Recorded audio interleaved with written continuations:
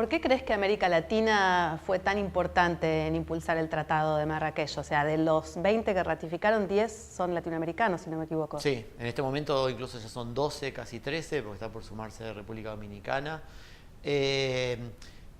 América Latina tuvo un rol bastante protagónico desde el principio, cuando desde la Unión Mundial de Ciegos empezamos a plantear el tratado. No necesitábamos que la propuesta sea presentada por algún Estado, porque como organización no se puede presentar una propuesta dentro de la agenda de la OMPI, de la Organización Mundial de la Propiedad Intelectual.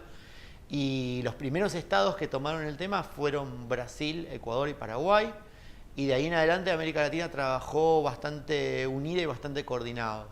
Por un lado, yo creo que, digamos, la integración regional que se venía teniendo permitió este trabajo bastante conjunto y bastante articulado entre toda la región, con algunos países un poco más comprometidos que otros, pero digamos con un núcleo bastante fuerte, sobre todo con Brasil, Ecuador, Argentina, México en parte.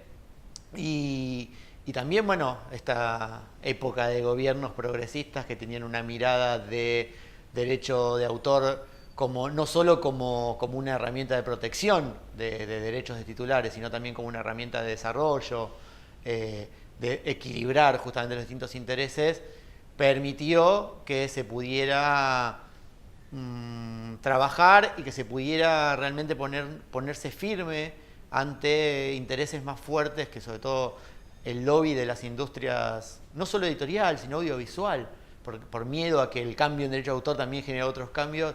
De Europa, de Estados Unidos era muy fuerte, hemos discutido mucho con los editores y con las organizaciones internacionales de audiovisual, y el tratado se logró gracias a este núcleo fuerte de América Latina y a un trabajo muy fuerte de alianza y de intereses comunes entre los países en desarrollo, porque también la participación sobre todo del grupo africano, de los países africanos, fue fundamental para lograr el peso suficiente para lograr este tratado.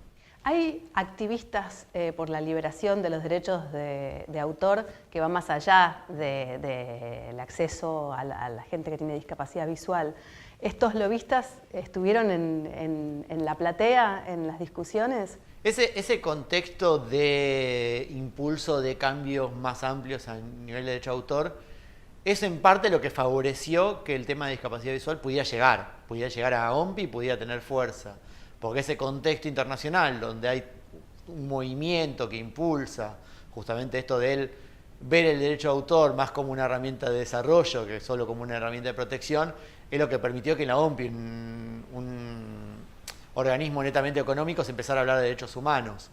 La Unión Mundial de Ciegos trabajó con varias organizaciones internacionales con experiencia en estos temas, con conocimiento de estos ámbitos, y que impulsaban agendas más amplias. De hecho, la agenda de excepciones al derecho de autor en la OMPI es mucho más amplia que solo discapacidad visual. Discapacidad visual fue el primer tema que avanzó y que se logró un tratado, pero se sigue discutiendo sobre educación y sobre bibliotecas y archivos. Son dos temas álgidos hoy a nivel internacional. Y yo creo que sí, este movimiento nos permitió tener más fuerza y más presencia. Y también el tener una organización fuerte que nuclear a las distintas organizaciones de ciegos.